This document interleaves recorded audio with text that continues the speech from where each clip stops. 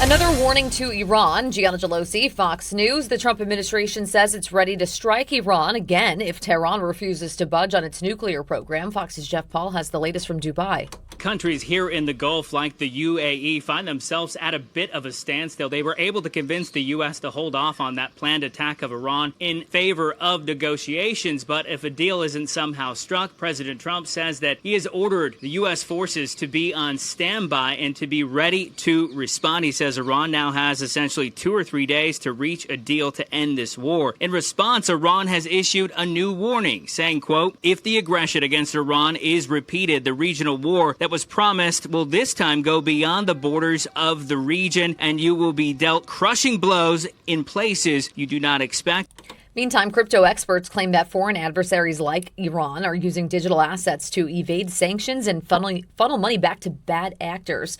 Fox Business's Aaron Botello explains. Iran is reportedly launching a new digital insurance platform for cargo ships. This is in the Strait of Hormuz, and here's the kicker. They're settling payments entirely in Bitcoin. Basically, this is how it works. The companies pay the insurance companies in Bitcoin, and they get through the strait safely. It's a direct move to dodge our banks and scoop up a fresh source of cash, and this covers a much larger shadow economy. New estimates from a threat detection data firm show Tehran is sitting on a crypto pile worth a staggering $7.7 billion. That war chest has been expanding ever since heavy sanctions cracked down. Meantime, Russian President Vladimir Putin and Chinese President Xi Jinping had a meeting, and here's what President Trump had to say about it. I think it's good. I don't know if the ceremony was quite as brilliant as mine. I watched.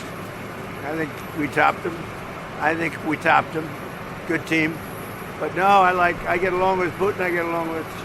President Trump's overall approval rating is up in a new poll. 37% of Americans approve of the job the president's doing, up from 33% in April in this AP NORC Center for Public Affairs research poll. Immigration remains his strongest issue overall, improving to 45% this month. He's lost some Republican support on the economy. About 6 in 10 approve. 2/3 of Republicans and about 1/3 of Americans overall approve of the president's handling of Iran. He's at 36% approval on foreign policy in general. Chris Foster, Fox News. Meantime, endorsements from President Trump paying off in a big way for a number of GOP candidates in key primaries across several states.